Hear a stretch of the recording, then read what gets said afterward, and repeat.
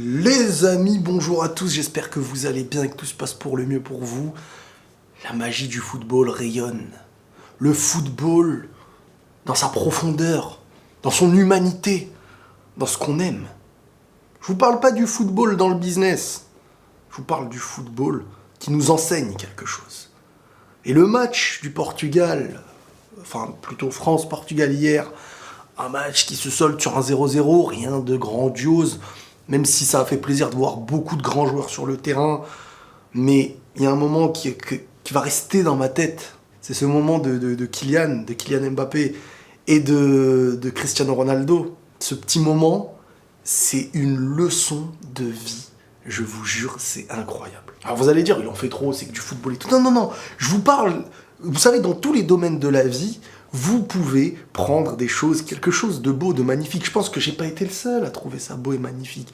Mais on n'est pas juste sur une rencontre de Cristiano, d'Mbappé, c'est beau, ils sont mignons et c'est tout. Non. Moi, la leçon de vie que je me suis dit, c'est que on sait jamais, en fait, dans la vie, là où on va se retrouver. Et tous les gens qui sont autour de nous ne peuvent pas croire en nous et ne pourront jamais être à 100% dans l'idée de se dire lui, aujourd'hui, il est en train de jouer à la play. Avec sa manette, dans son écran, il y a Cristiano, il y a Neymar et le gars, il joue avec Neymar. Et derrière, il affronte Cristiano Ronaldo. On va transformer ce truc-là avec vous actuellement ou moi.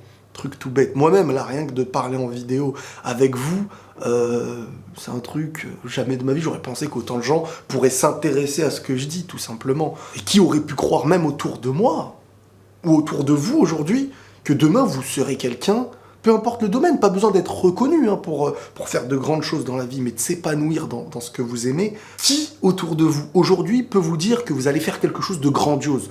Tout le monde vous voit comme quelque chose de banal, comme nous on voit à côté de nous quelque chose de banal. Mais parmi vous, c'est sûr, parce qu'il y a plus de je sais pas combien de personnes qui vont regarder cette vidéo, donc parmi vous c'est sûr que dans le lot il y aura des personnes avec un entourage qui n'aura jamais cru en ce que vous deviendrez. C'est pas une vidéo gnangnan, je vous jure que c'est vraiment vrai. Kylian, c'était le mec de ce qu'on a vu en photo, en vidéo et de ça, c'était un gars qui était très très fan de Cristiano Ronaldo. Je suis pas à sa place pour vous dire qu'il croyait en ses rêves ou qu'il ne croyait pas en ses rêves. C'est vraiment pour vous dire que c'est important de rêver, mais le rêve, c'est pas que de rester assis ou allongé, à penser et à se dire j'aimerais.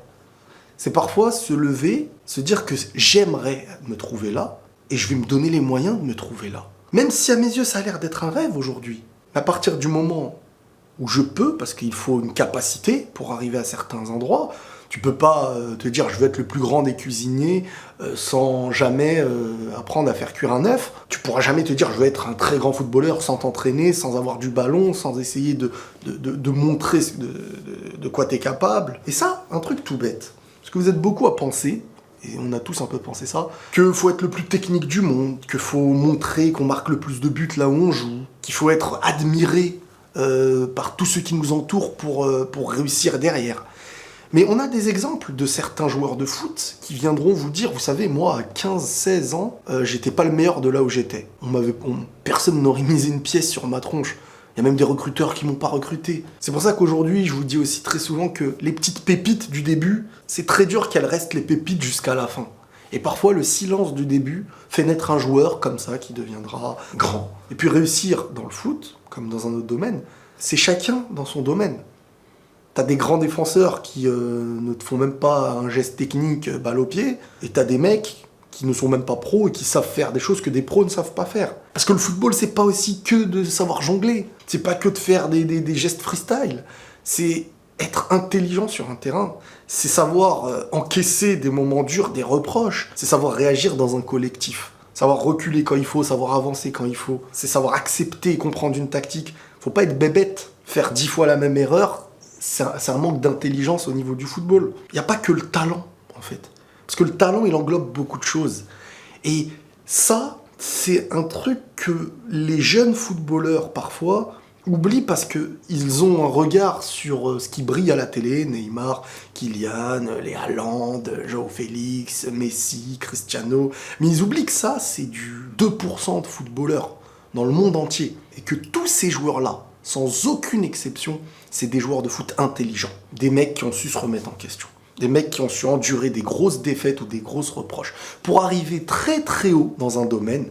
Là, je vous parle du foot parce que c'est le domaine, mais c'est dans tout. Pour arriver très très haut dans n'importe quel domaine, tu es dans l'obligation d'entendre des gens qui te diront « tu ne peux pas et tu n'y arriveras pas ». Et c'est quand tu surpasses ce que tu entends, que tu arrives à te convaincre toi-même que tu vas prendre, que ça ne veut pas dire que tu prendras, mais que tu auras le mental pour arriver jusqu'à là. T'as Cristiano Ronaldo d'un côté, qui représente une histoire du foot, l'un des meilleurs joueurs de l'histoire du football. Et à côté, t'as quelqu'un qui est représenté aujourd'hui comme l'un des meilleurs joueurs de cette génération et de la future génération, qui doit connaître totalement l'histoire par cœur de Cristiano. C'est un petit peu comme si une légende rencontrait peut-être une future autre légende de ce domaine-là. Et moi, franchement, j'étais dans l'obligation.